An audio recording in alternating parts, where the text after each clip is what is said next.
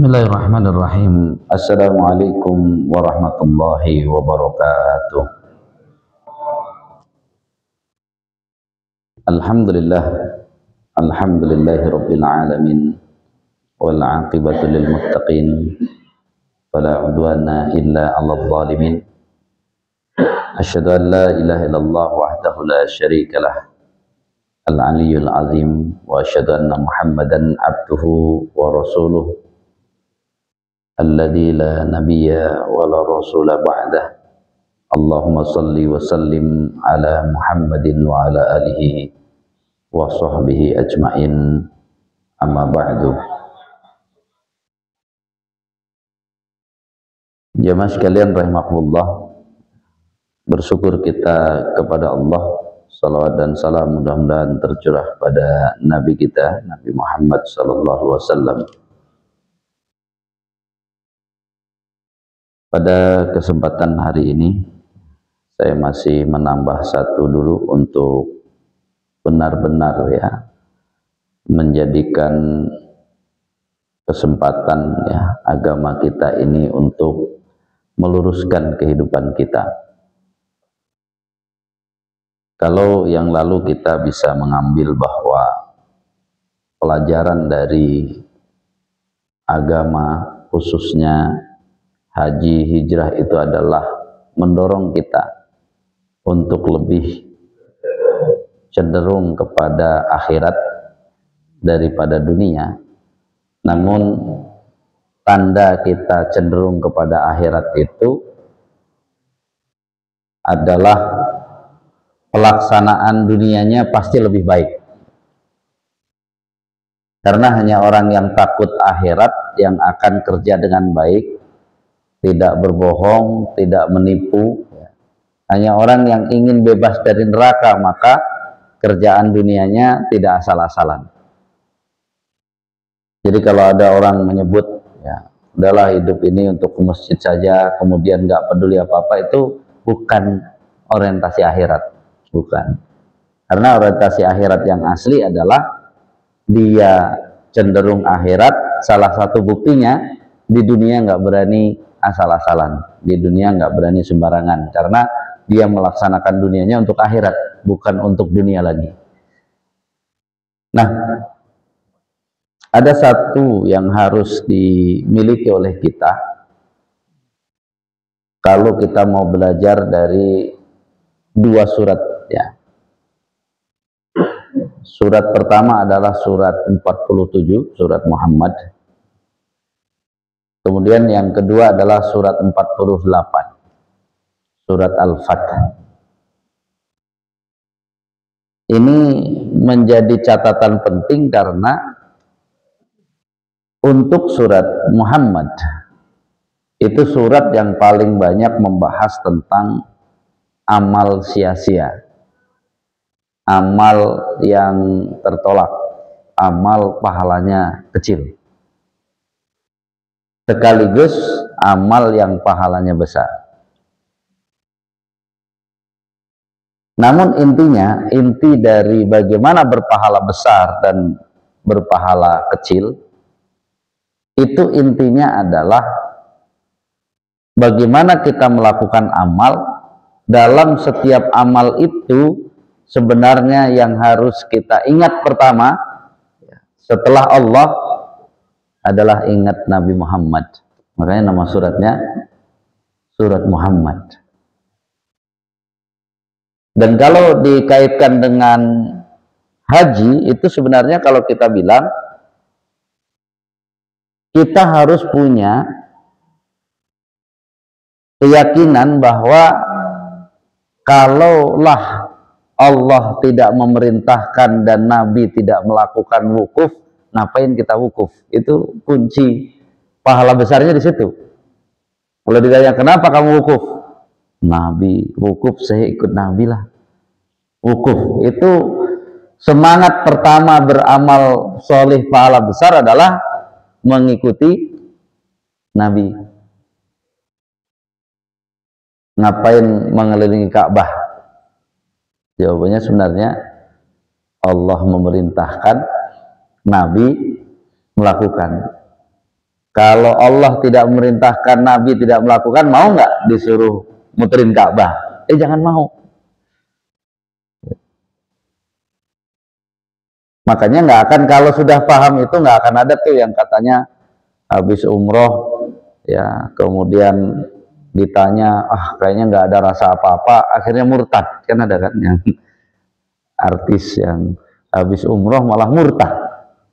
Jangan disalahin umrohnya, salahnya di sini. Dia mau ngapain umroh? Mau ngapain haji? Selain melaksanakan perintah Allah, sebenarnya mengikuti Nabi. Maka kalimat ittiba kepada Nabi itu maknanya dua. Ada yang meniru sama persis, silahkan. Kalau mau ada yang niru dikit-dikit ini harus seperti yang dilakukan Nabi, silahkan. Tetapi tidak bisa membatalkan mengikuti Nabi dengan cara memahami. Karena dalam hidup ini orang Islam harus ikut Nabi. Kalau dibagi langsung terbagi dua. Ada yang ikut Nabi dengan sama persis, ada yang ikut Nabi memahami. Kita pakai baju ini kira-kira ikut Nabinya sama persis atau memahami? Ya memahami, kita nggak bisa sama persis kan. Berkendaraan, kira-kira kita memahami atau sama persis? Memahami. Kalau sama persis kita apa? Harus dijual itu Pak. Mobilnya Pak Rahim ya, harus pakai unta. Kenyataannya kan semua ulama di dunia ini mau naik pesawat ada doanya nggak? Ada. Naik kendaraan, mau naik mobil ada. Berarti kan apa? Semua sepakat kan? Ada ibadah di situ, tapi makna ikut nabinya bukan meniru, tapi ya Pak, memahami. Jadi nggak bisa kita lari. Kalau ada orang enggak, saya maunya yang sama persis, terserah kamu. Yang penting jangan mengklaim kalau yang nggak sama persis berarti nggak ikut Nabi. Itu masalahnya. Klaim, bukan apa? Bukan sesungguhnya hukumnya. Hanya klaim saja. Pokoknya kalau nggak gini berarti nggak ikut ini Nabi, berarti tertolak. Kalau ini, itu kan baru pemahaman-pemahaman dia. Silahkan saja, asal nanti sanggup mempertanggungjawabkannya. Karena masalahnya kalau sudah ke orang lain, itu kan ada pertanggungjawaban. Oh kamu tuh amalannya nggak diterima karena menurut penilaian dia, itu capek pertanggungjawabannya kan. Intinya amal besar itu kalau ikut Nabi. Dan ikut Nabi jangan dipersulit banget gitu. Asal mau belajar dan mau melaksanakan. Contoh Pak Saripudin, setiap mau keluar rumah kira-kira mencium istri dulu nggak? Enggak. Kenapa enggak?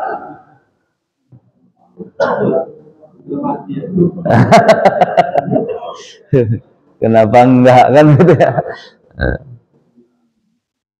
Padahal Nabi setiap mau keluar rumah, istrinya yang manapun, setiap mau keluar rumah, cium istri dulu. Ya kalau yang yakin cium istri batal, bikin keran di luar, dari dalam cium keluar wudhu lagi kan gampang. Yang penting apa? Dia cium istri. Selama ini kita udah tua, nggak perlu romantis amat. Jadi romantis mah pahalanya kecil. Ini pahalanya besar karena apa? Ikut Nabi. Kalau udah aki-aki katanya, istrinya juga udah peot, ngapain Pak Ustadz dicium-cium? Ya kayak Umar bin Khattab lah, nyium Hajar Aswad. Kata Umar bin Khattab apa? Kalau Nabi nggak nyium kamu, ngapain saya cium gitu ya. Sama kan? Kalau Nabi mau pergi nggak nyium istri, ngapain saya cium? Karena Nabi nyium istrinya, udah. Kira-kira pahalanya besar atau pahalanya kecil Pak Sarip? Sebelum pergi nyium istri dulu Pak Sarip. Karena ikut Nabi berarti apa? Besar pahalanya. Ini kan Kita melihat Nabi kan yang susah-susah yang itu, padahal itu gampang. Malu Pak Ustadznya, malu. Nggak perlu malu, karena kata Nabi kepada Umar bin Khattab, ya, kata Nabi kepada Umar bin Khattab kan jelas, ini yang senyum-senyum yang belum punya istri lagi. Jadi nggak apa-apa, kan yang penting senyum kan. Umar bin Khattab pas disebut tentang, wahai Umar, apakah engkau mencintaiku? Kata Nabi, ya aku mencintaimu. Ya, semuanya kalah cintanya kepada engkau kecuali kepada diriku sendiri. Lalu Nabi bilang apa? Tidak sempurna iman seseorang sebelum mencintai aku, kata Nabi, melebihi cintanya pada diri sendiri. Malu ya, nggak apa-apa malu, karena demi cintanya kepada Nabi ya Pak, lakukan walaupun malu. Ya udah, makanya nggak ada lagi kisah nanti cerita bahwa ya, bahwa kalau udah tua mah Pak Ustadz udah bukan cinta, cuman sayang doang. Ya salah, gara-gara tadi tuh nggak ngikut Nabi. Bayangin kalau bapak ke masjid 5 kali, berarti sudah 5 kali ya Pak mencium istri kan, terus mau keluar sana 6, terus kemana lagi mau bayar apa 7, berarti setiap keluar bisa 8 kali nyium istri, pahala semua itu. Belum istrinya mau keluar 5 kali juga, bisa 15 kali. Maka insya Allah bukan hanya sayang, cintanya tetap tadi. Ini gayanya dulu kalau pamit cium istri pas pengantin baru doang. Itu mah nggak, pahalanya nggak besar, biasa-biasa aja. Yang pahalanya besar itu tadi. Mari kita lakukan karena mengikuti Nabi sunatnya. Kita aja yang belajarnya telat untuk ikut Nabi mencium istri kan. Jadi kemana saja tadi, bahkan mau ke masjid silahkan tadi. Kalau yang yakin batal berarti wudhu lagi nanti pas sudah keluar, sebelum naik motor wudhu dulu kan gitu ya. Ya, ini menjadi catatan bagi kita bahwa berarti mengungkapkan sesuatu yang dilakukan Nabi itu sebenarnya menjadi indah kalau dia menjadi proses bahwa apa? Saya bisa berpahala besar melakukan sesuatu karena mengikuti Nabi. Padahal kan semua amal harusnya kan, Bapak kenapa ke masjid?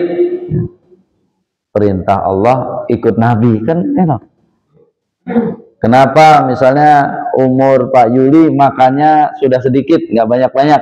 Jangan bilang memang perutnya sudah muatnya sedikit. Kenapa nggak bilang apa? Ikut Nabi. Itu Nabi makanya kadang sedikit, kan sah saja kita bilang ikut Nabi. Kenapa bilang ikut Nabi? Biar pahalanya besar. Karena ternyata berharap pahala besar itu penting. Nah, kalau belajar dari surat Al-Fat, ini sebenarnya koreksi terhadap apa yang kita saksikan dan apa yang ada di dunia ini. Kalau kita undang tokoh hebat, kemudian akan ditanya, kok Bapak bisa sih mencapai ya, sesuatu yang hebat seperti ini? Biasanya yang diceritakan apa Pak Yuli? Oh, dari kecil saya ini, kemudian saya berjuang begini, kemudian saya belajar mati-mati begini, saya pokoknya terus menerus, akhirnya sampailah saya pada pencapaian hari ini yang seperti ini. Keren kan? Dia tulis juga bukunya dan sebagainya. Pertanyaannya, siapa contoh di dalam Al-Quran yang kalau mendapatkan sesuatu itu karena kehebatan dirinya dan karena ilmu yang dimilikinya? Siapa contohnya di dalam Al-Quran? Kalau ditanya jawabannya begitu, cuman Qarun. Jadi orang sekarang lebih suka mengikuti Qarun. Apakah Nabi Sulaiman pas jadi raja, kekayaannya, pas ditanya, "Woi, itu dulu begini, dulu begitu"? Enggak. Kata Allah, jawabannya Nabi Sulaiman apa? Hadza min fadli Robbi. Dia cuma bilang, oh ini semua, kata orang Bogor, dibere. Diberi sama Allah. Bahkan nggak sampai situ kan, liya beluani. Untuk apa? Pemberian ini untuk menguji aku. Aashkur am akfur. Berarti apa? Kalau saya bersyukur berarti sukses, kalau saya kufur berarti gagal. Kan harusnya itu bahasanya. Tidak sekedar apakah aku bersyukur atau kufur, kan berarti seolah-olah pilihan. Padahal jawabannya itu, kalau aku bersyukur berarti aku sukses, kalau aku kufur gagal walaupun punya semuanya. Artinya apa? Walaupun dipelajari ada strateginya, ada itunya, tapi bukan itu akan dilakukan oleh seorang nabi. Semua usaha yang diceritakan orang, tapi saat mendapatkannya dia sudah paham bahwa mendapatkannya bukan karena usahanya, bukan, karena diberi oleh Allah. Karena diberi oleh Allah. Jadi bukan kehebatan usahanya, bukan kehebatan ilmunya, bukan. Itu yang selama ini jarang kita pelajari. Bahkan kalau kita tanya Nabi kita, Nabi Muhammad ya, Sallallahu Alaihi Wasallam, sukses menaklukkan kota Mekah. Dan sukses ya menaklukkan kota Mekah. Apa pelajaran kita? Apakah karena Nabi ya sabar gitu ya? Ya kalau sabar ya pasti sabar. Apakah karena perjuangan Nabi, karena strategi ininya, ya semua itu akan dipakai oleh Nabi. Tapi begitu berhasil sukses menaklukkan kota Mekah, apa yang terjadi? Maka inilah surat Al-Fath itu, surat penaklukan, surat kemenangan, surat kesuksesan. Langsung diveto oleh Allah dengan kalimat apa? Inna fatahna laka fathan mubina. Kata Allah, sesungguhnya kamilah yang telah menaklukkan itu bagimu, wahai Muhammad. Jadi langsung diveto sebelum ada kalimat bahwa ini kesuksesan ini karena bla bla bla, bukan, langsung kamilah, kata Allah, yang telah menaklukkan kota Mekah untukmu, bagimu, dengan kemenangan penaklukan yang nyata. Kenapa Nabi langsung iya gitu ya? Kira-kira datanya apa? Nabi langsung iya, mengiyakan. Sahabat juga sadar sebenarnya. Dia nggak berani mengatakan, ah nggak begitu. Karena penaklukan kota Mekah dimulai dengan perjanjian Hudaybiyah. Di mana para sahabat saat perjanjian Hudaybiyah itu kurang setuju. Karena apa? Dianggap merugikan Nabi dan mereka. Yang perjanjiannya kalau orang dari Madinah Muslim, mukmin kabur, maka Nabi tidak boleh menerima dan melindungi. Sebaliknya, kalau ada orang yang kabur dari Madinah, maka akan boleh diterima oleh, kabur dari Madinah, murtad, waktu apa kabur, maka boleh diterima oleh orang Quraisy, dilindungi. Kata tuh enak bener kalau yang di sana bikin sesuatu nggak bener di Madinah kabur, dilindungi oleh penguasa Quraisy. Sedangkan kalau orang mau hijrah, berangkat sudah capek-capek keluar dari Mekah, begitu mau sampai Madinah, Nabi Muhammad nggak boleh nerima. nggak boleh melindungi. Ya. Tapi kan saat perjanjian Hudaybiyah itu bukan ide Nabi, itu perintah Allah. Jadi dari awal kalau ngikuti idenya kan berarti mereka sudah apa? Sudah masih lama penaklukan gara-gara perjanjian Hudaybiyah itu, maka akhirnya apa? Itu perintah Allah. Bahkan kan ketika menggunakan cara laki-laki itu kan caranya pakai rasio. Itu para sahabat diajak dialog oleh Nabi tetap nggak menerima. Karena mereka banyak, senjata juga bawa, istilahnya apa? Libas saja sekarang. Kita kan udah ada di sini, tokoh perangnya semuanya ada. Masuk sekalian Quraisy, hancurkan Quraisy. Tapi perintahnya dari Allah nggak bisa. Berarti kalau dialog rasio nggak bisa, apa yang bisa? Rasa. Maka Nabi berkonsultasi dengan istrinya. Kata istrinya, jangan diajak dialog. Langsung saja engkau keluar, kemudian cukur, lalu apa? Sembelih. Nggak usah pakai diskusi, pakai rasa saja. Kan mereka bukan ngeyel kepada Nabi, tapi apa? Barangkali Nabi masih bisa dinego gitu. Seolah-olah itu dari apa? Dari Nabi, padahal ini perintah Allah. Maka udah tahu wanita kan peka terhadap rasa. Benar begitu Nabi keluar, kemudian Nabi apa? Kan itu mau masuk ke Mekah, nggak jadi umroh.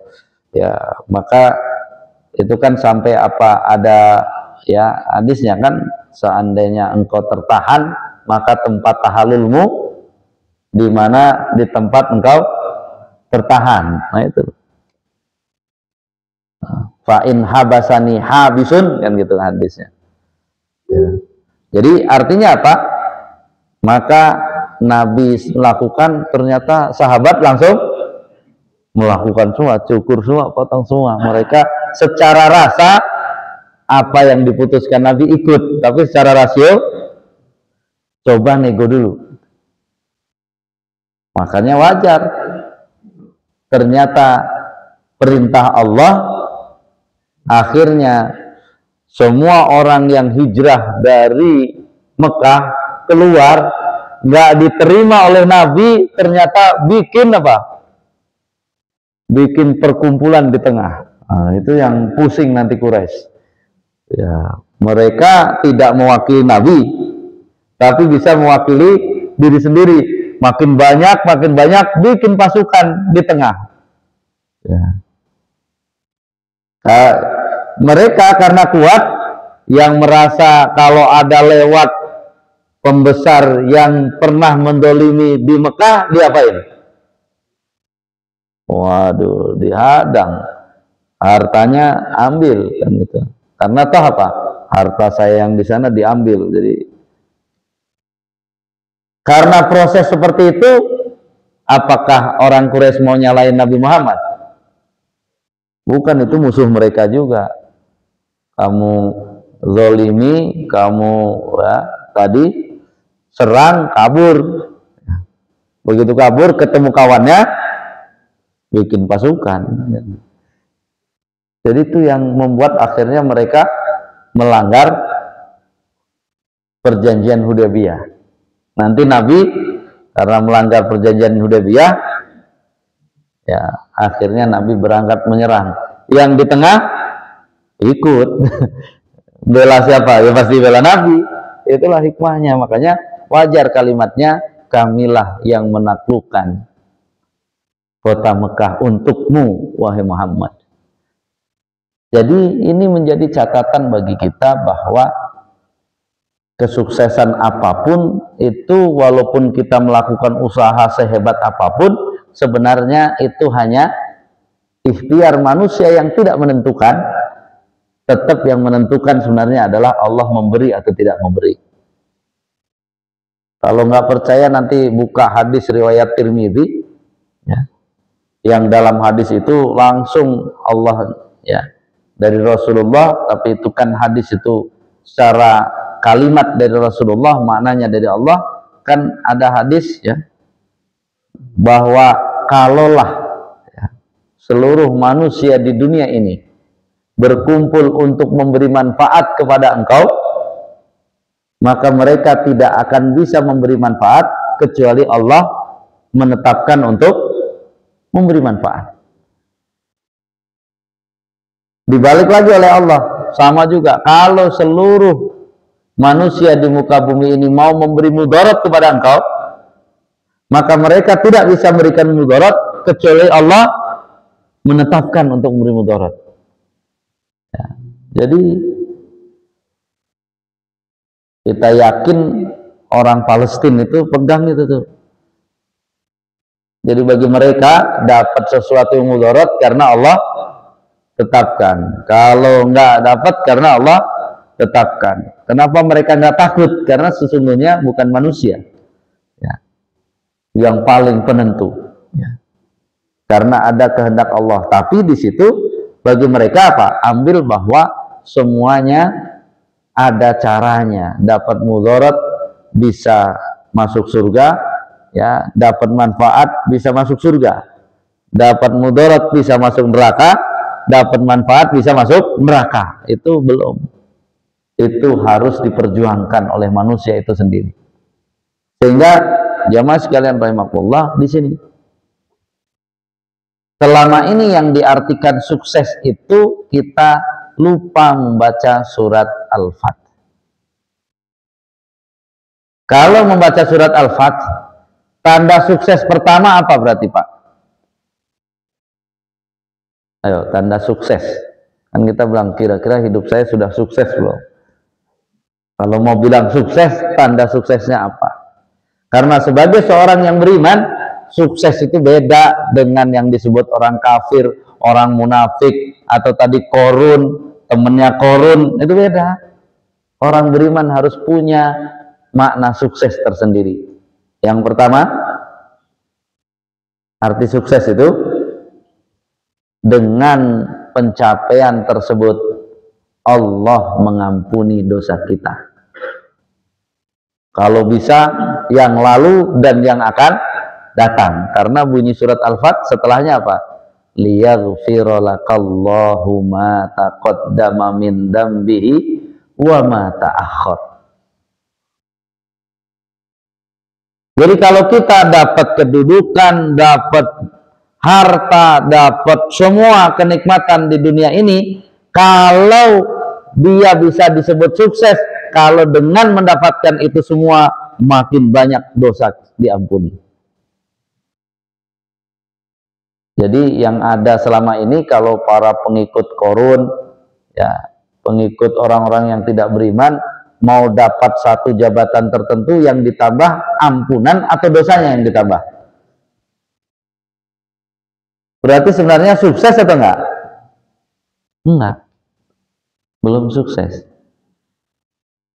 Karena sukses pertama cirinya adalah diampuni dosanya.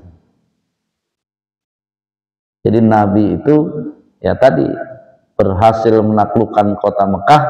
Kesuksesan pertama kata Allah, dosamu akan diampuni yang dulu sampai yang akan datang.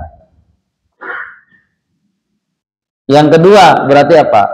Wa yutimma ni'matahu 'alaika. Allah akan menyempurnakan nikmatnya untukmu. Apa maksud nikmat di situ? Kalau orang yang tadi ahli Korun, ya makin banyak punya macam-macam gitu. Itu masih dunia lagi, Mas. Kalau cuma dunia nanti salah. Yang disebut wa yutimma ni'matahu 'alaika, maka kita harus paham a'zamun ni'am indallah, yang disebut nikmat yang paling besar ada di sisi Allah adalah nikmatul iman wal Islam. Jadi yang menjadi nikmatnya menjadi sempurna, maka maksudnya apa? Islamnya makin sempurna. keimanannya makin sempurna, ketakwaannya makin sempurna. Jadi kesuksesan yang kita raih harus apa? Menjadi alat untuk menyempurnakan iman, menyempurnakan Islam, menyempurnakan takwa. Jadi kalau kesuksesan yang diraih malah mengurangi iman, mengurangi Islam, berarti kita nggak sukses. Kata Korun sih sukses. Jadi yang sepakat itu sukses, padahal mengurangi iman, mengurangi Islam, itu kata Korun, Pak, bukan kata Allah, Pak, dan Nabi, bukan. Sementara interaksi kita di dunia ini kan kita nggak tahu, ini orang walaupun rajin ke masjid, tapi pikirannya pikiran Korun atau pikiran Nabi. Ya, kan kita harus milah-milah juga. Ini rajin ini itu pikirannya Korun atau tidak? Ya. Karena tadi yang dinilai apa dulu? Maka sempurna nikmat di sini itu adalah sempurna keimanan dan ketakwaannya. Kenapa? Biar nyambung dengan kalimat berikutnya, wa yahdiyaka siratal mustaqima. Ya kalau kesuksesannya itu membawa ampunan, kesuksesannya menyempurnakan iman dan takwa, ya Allah akan kasih terus petunjuk. Jadi jalan yang akan dilaluinya itu penuh dengan petunjuk dari Allah.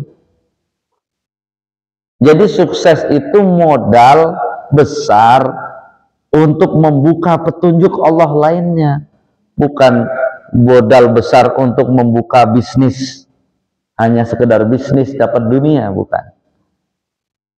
Ini yang harus dicatat. Kemudian secara pribadi kita, maka akan bertambah ketenangannya. Kenapa bertambah tenangnya? Bukan karena dunia, tapi huwallazi anzalas sakinata fi qulubil mu'minin. Jadi proses berikutnya setelah tanda-tanda kemenangan diiringi yang tadi, maka hatinya akan makin tenang karena Allah tambah lagi imannya. Allah terus tambah lagi imannya. Maka nanti apa? Ujung-ujungnya sama. Sampai kapan? Sampai masuk surga. Jadi ujung kesuksesannya ke situ ternyata. Sampai masuk surga. Jadi dari sini maka tugas kita sebagai seorang muslim itu yang berat di sini. Karena harus mengajarkan diri kita, anak kita, saudara kita semuanya, bahwa mohon maaf, hidup ini bukan sekedar yang kelihatan di dunia ini. Kalau hidup ini ukuran suksesnya, ukuran bahagianya, ukuran senangnya dengan ukuran di dunia ini, maka kita apa bedanya dengan orang munafik dan orang kafir? Apa bedanya dengan Korun? Allah menurunkan Nabi dari Adam sampai Nabi Muhammad kan hanya untuk mengajarkan Islam. Ternyata panjang juga mengajarkan Islam itu. Setelah Nabi wafat, masih Allah turunkan penerusnya adalah para dai, para orang yang punya ilmu untuk mengajarkan manusia Islam. Di mana Islam itu mempelajari kehidupan tidak sekedar yang kamu rasakan di dunia ini, kamu lihat di dunia ini, dan kamu dengar di dunia ini, tapi akan ada kehidupan setelahnya. Makanya kalau banyak di grup WA bilang, aduh orang sekarang nggak takut sama Allah, ya biarin. Tapi apakah kita dengan banyaknya orang tidak takut pada Allah terus kita nggak berdakwah? Ya harus malahan. Siapa yang akan ikut? Ya yang takut sama Allah. Kalau yang nggak takut, ya biarin aja, nanti juga tanggung jawab dia sendiri, bukan tanggung jawab kita. Tapi kita sebagai orang beriman, pede aja, mau di grup mana sampaikan itu, nanti yang menolak sekian, ya tinggal dibikin statistiknya, jangan dibikin baper. Oh, yang di grup ini yang cuman hidup mikirin dunia sekian, yang mulai ngerti bahwa setelah hidup ini ada pertanggungjawaban sehingga hidupnya hati-hati, itu di situ. Makanya kita harus belajar kenapa surat Al-Baqarah ayat 200 Rabbana atina fid dunya, tapi 201 Rabbana atina fid dunya hasanah. Apa bedanya? Bedanya hasanah Pak Ustadz. Ya iya, cuma semua orang juga tahu ada hasanah. Kenapa di 201 surat Al-Baqarah pakai hasanah? Ya, ini kan harus apa? Harus mengerti. Ternyata tadi kembali kepada poin yang pertama, bahwa kalau orang hidup di dunia ini menggunakan wa fil akhirati hasanah wa qina adzabannar, maka insya Allah di dunianya Rabbana atina fid dunya hasanah. Jadi yang bisa mendapatkan menjalani fid dunya hasanah orang-orang yang memikirkan gimana caranya masuk surga dan bagaimana menghindar di neraka, maka kerjaan dia di dunia insya Allah hasanah.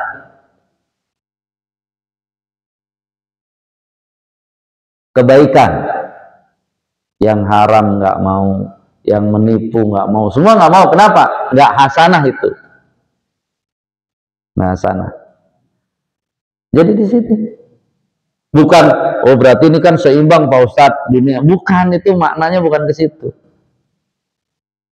Sedangkan bagi orang-orang yang hidupnya untuk dunia sampai tidak peduli, itu mah nanti urusan akhirat, itu berarti nggak pakai hasanah. Itulah surat Al-Baqarah ayat 200-nya. Rabbana atina fid dunya. Dia sebenarnya cuma minta Allah di dunia, karena kata Allah, wa ma fil akhirati min khalaq wa ma lahum fil akhirati min khalaq. Dia tidak dapat apa-apa di akhirat. Ya memang dia juga nggak peduli kan, orang kok korupsi lagi, nggak peduli dia. Makanya di sini orang yang begitu berarti tidak fit dunia sana, fit dunia saja, minta dunia, tidak pakai hasanah. Kadang-kadang kalau kita mau merenung saja, coba berpikir yang lurus lah. Apa kira-kira, kita nebak-nebak lah, yang disampaikan Allah, yang disampaikan orang yang korupsi, padahal dia habis korupsi terus naik haji wukuf, setelah wukuf tahun ini korupsi lagi. Coba kira-kira apa ya yang diomongin misalnya di tempat wukuf itu?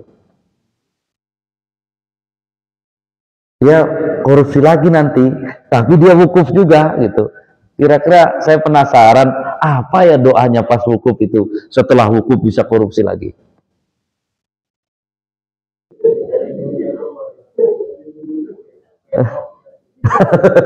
Itu lagi ya, masa konyol dia, masa ya Allah, peluang mana lagi yang bisa saya korupsi, tapi jangan sampai ketahuan. Jangan-jangan gitu dia apa? Diulang-ulang waktu wukuf itu 5 jam, dari jam 1. Kalau kemarin kan misalnya zuhur di sana setengah 1, ya dengan proses lain-lainnya, misalnya selesai jam 1, dari jam 1 jam 2, jam 3, jam 4, jam 5, jam 6, maghribnya jam 7, 6 jam. Berarti dia 6 jam apa? Minta petunjuk apa tuh? Petunjuk korupsi lagi, sama biar nggak ketahuan. Konyol juga. Ini kan kalau dia mau buka saja, nggak jadi kayaknya korupsi kalau dia mau apa? Atau jangan-jangan yang lain wukuf dia tidur, ya nggak tahu juga. Jadi ini yang harus dipahami, karena walaupun tidur dari jam 1 sampai jam 6 tetap sah, asal berada di Arafah. Haji juga dia, ya, walaupun tidur. Ya. Ini menjadi catatan bagi kita. Makanya ibadah-ibadah ini jangan sekedar maknanya gitu. Selama ini kan, haji maknanya begini, terus ya kita hijrah maknanya begini. Yang mulai sekarang harus didorong kepada diri kita adalah jangan sekedar maknanya, maknailah haji itu. Ya maknanya ada, kalau dia nggak maknai, maknailah ibadah itu, sholat itu, maknailah kurban itu. Makanya kita akan mengerti sangat jelas kenapa amal kita bukan sesuatu yang bisa menghantarkan kita ke surga. Kan udah ada hadisnya, masuk surga bukan karena amal. Jawabannya, kenapa kok masuk surga bukan karena amal?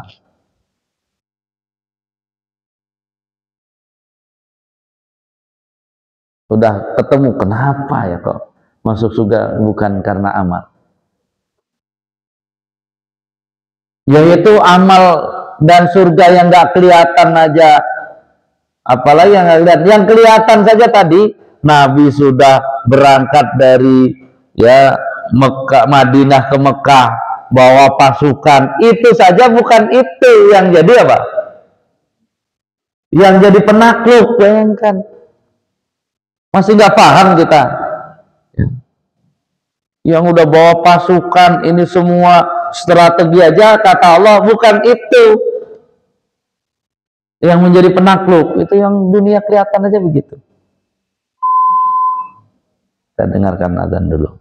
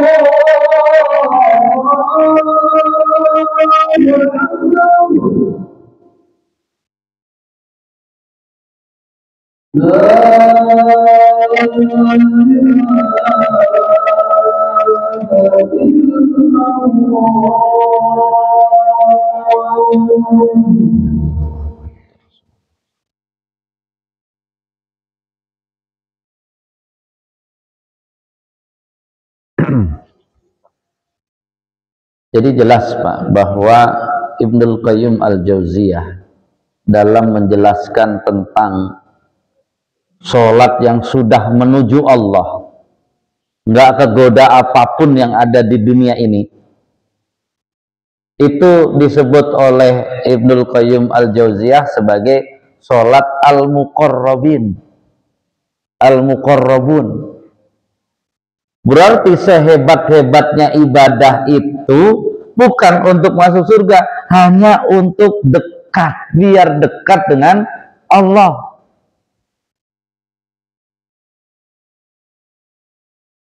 Kalau udah dekat, biar dimasukkan ke surga gitu. Jadi memang ya tadi, semua perjuangan kita mau bangun malam, mau baca Quran, semua memang jangan, kalau ada yang ya bahasanya memuji kita, oh bapak hebat banget, kata sahabat kan, kalau ada orang memuji engkau lemparkan saja pasir ke matanya. Tapi jangan dilakukan Pak, nggak boleh. Oh nanti kata Pak Ustaz, ngantongin pasir aja kalau ada yang muji, oh mencelakakan orang, berdosa Pak.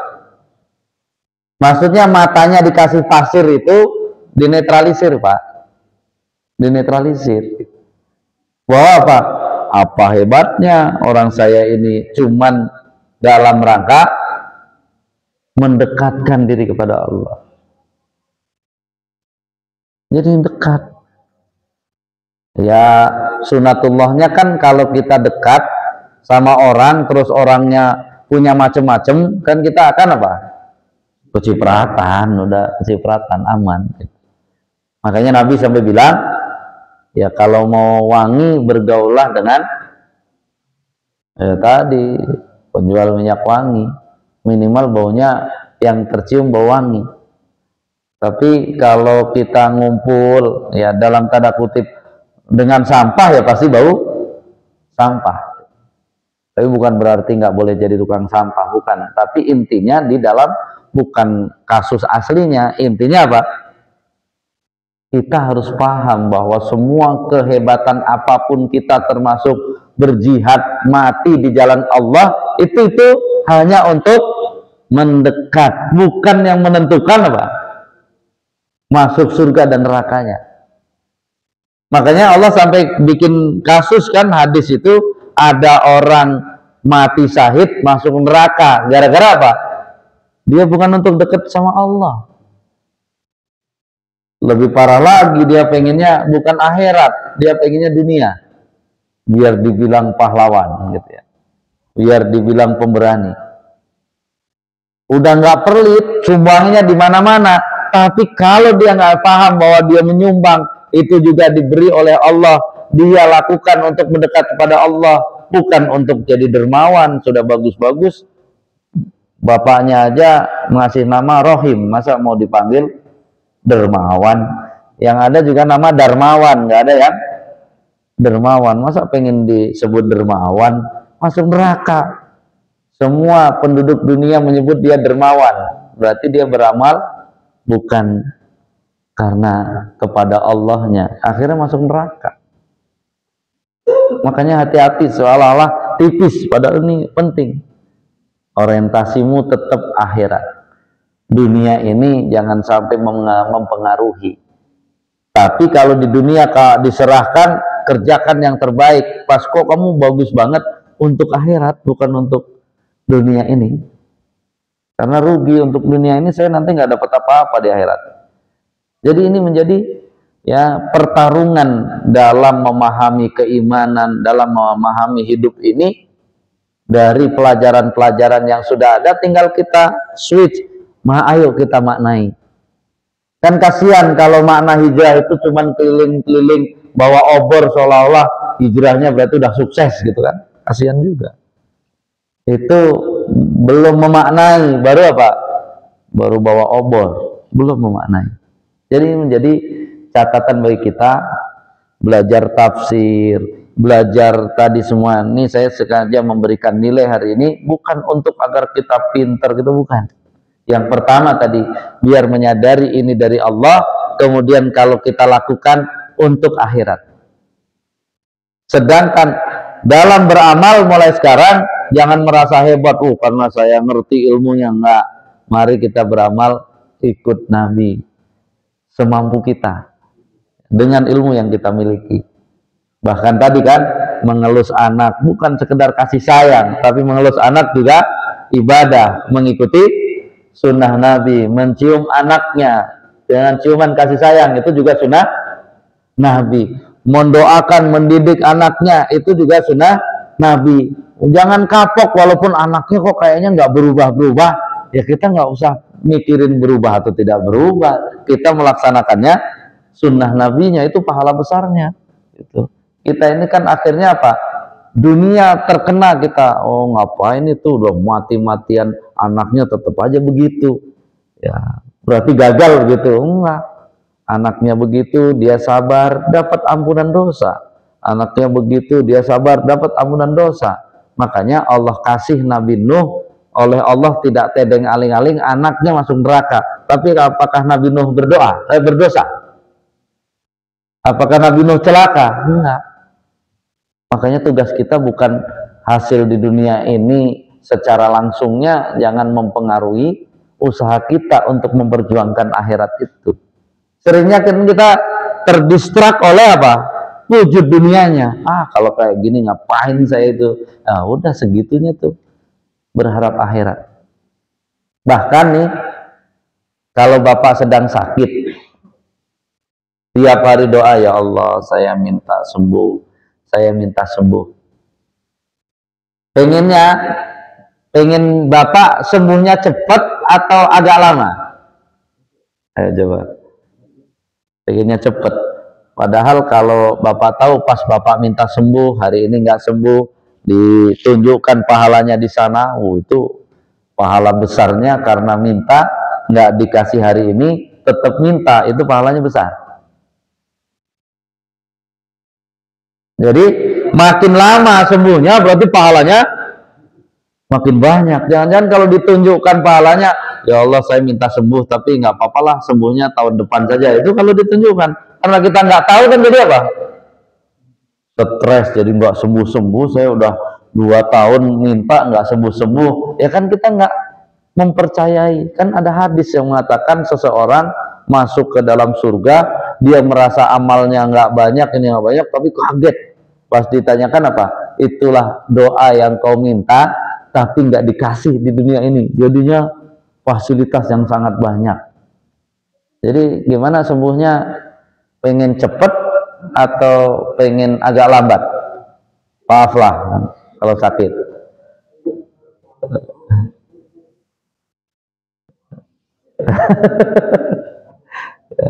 Makanya hidup ini mari kita maknai, ya tergantung maknanya. Kalau makna dunianya memang pengen cepet sembuhnya, tapi kalau makna akhiratnya sebenarnya apa? Makin banyak doa walaupun nggak dikasih. Makanya anaknya nggak solih-solih, tiap malam nangis minta anak solih, kira-kira pahalanya berapa di akhirat? Banyak. Jadi anaknya mau cepet solih atau lama? Ya inilah, ya makanya kita harus mempelajari Islam dengan benar, karena yang akan membuat kita istiqomah, tenang, tidak goyah itu karena kita paham dan maknanya kita masukkan dan kita jalani. Kalau kita nggak paham, memang omongan orang sedikit langsung apa? Wah, grogi lagi. Ada omongan sana begini, begini lagi. Akhirnya stres kita memang hidup. Makanya mulai sekarang mari berjuang. Ya, amalan kita, ilmu kita itu nggak ada apa-apanya karena hanya Allah yang beri, dan itu bisa nggak kita gunakan untuk mendekatkan diri kepada Allah. Kalau kita bisa dekat, insya Allah masuk surga. Kalau kita nggak dekat, ya wallahu a'lam. Makanya dekati Allah, jauh ya neraka. Tapi kalau jauh dari Allah, dekat ke neraka. Jadi ini menjadi ya catatan-catatan. Maka hidup ini ada 2. Kalau bapak banyak stresnya, berarti di urusan itu bapak banyak dunianya daripada akhiratnya. Di situ aja kuncinya. Kok saya stres banget menghadapi ini? Di masalah itu bapak terlalu banyak harapan dunianya, makanya stres. Karena yang disebut stres itu mengharap dunia. Contoh, orang sakit yang bikin stres kalau dia pikir akhirat atau pikir dunia? Kalau pikirin ya sembuh sekarang kan sembuh dunia, bukan sembuh akhirat. Itu kalau mikirin sembuh dunia sampai stres dia. Padahal kalau dia pikirin akhiratnya, berapa dosa diampuni, berapa pahala, lega dia. Makanya itu kenapa walal akhiratu khairul laka minal ula. Itu maknanya itu, kamu akan bisa menikmati yang susah karena kamu bicara akhirat. Miskin ternyata dikasih kurang. Kalau pakai dunia stres lah tiap hari. Tapi kalau pakai akhirat aman dia. Nanti pas ditanya dari mana hartamu dan untuk apa digunakan, nggak ada, ya udah masuk gitu. Walaupun di dunia ini ya siapa yang berani mohon miskin hanya Nabi. Nabi bilang Allahumma ahyini miskinan. Kalau kita wah ngeri pengennya nggak miskin. Tapi giliran pertanggungjawaban kalau bisa yang seringan-ringannya kan pusing juga. Jadi kalau dapat pengen yang sebanyak-banyaknya, kalau pertanggungjawaban pengen seringan-ringannya. Jadi bapak sebenarnya pengen dapat lebih atau pengen miskin? kan gitu. Itu menjadi pertarungan dalam diri kita. Makanya mudah-mudahan ya di tengah kita belajar tafsir, saya ingin menempatkan ayo kita belajar agama ini, tapi dia digunakan untuk apa? Mensukseskan kehidupan kita dengan makna sukses yang benar, untuk menuntun kehidupan kita dengan kehidupan yang benar, agar kalaulah seluruh dunia memuji, itu kita bisa menjawab bahwa saya nggak ada apa-apanya, cuman dikasih sekian, lulus juga nggak tahu, jangan muji lah. Karena kalau muji itu bilang yang kelihatan baik oleh kamu, yang nggak baiknya masih lebih banyak. Jadi pujian itu gitu. Dikritik harusnya kan seneng gitu ya. Nah, jadi kita memang masih jiwa medsos. Jiwa medsos itu kalau yang like banyak seneng, kalau yang like sedikit nggak seneng, ya itu jangan sampai hidup kita begitu. Ya. Wallahu a'lam bishawab. Jadi mudah-mudahan haji kita, sholat kita, kurban kita, semua jangan salah tujuan. Tujuannya untuk mendekat kepada Allah, biar dikasih surga. Jadi amalan-amalan tadi tidak bisa langsung untuk surga, tapi hanya untuk mendekat. Makanya kita jadi paham, Nabi mengatakan masuk surga bukan karena amal, karena Allah kasih rahmat. Siapa yang mau dikasih rahmat? Yang dekat. Kalau yang jauh, nganternya aja susah, jauh. Jadi nggak kebagian, nggak apa-apa, jauh. Subhanakallahumma bihamdik, asyhadu an la ilaha illa anta, astaghfiruka wa atubu ilaik. Assalamualaikum warahmatullahi wabarakatuh.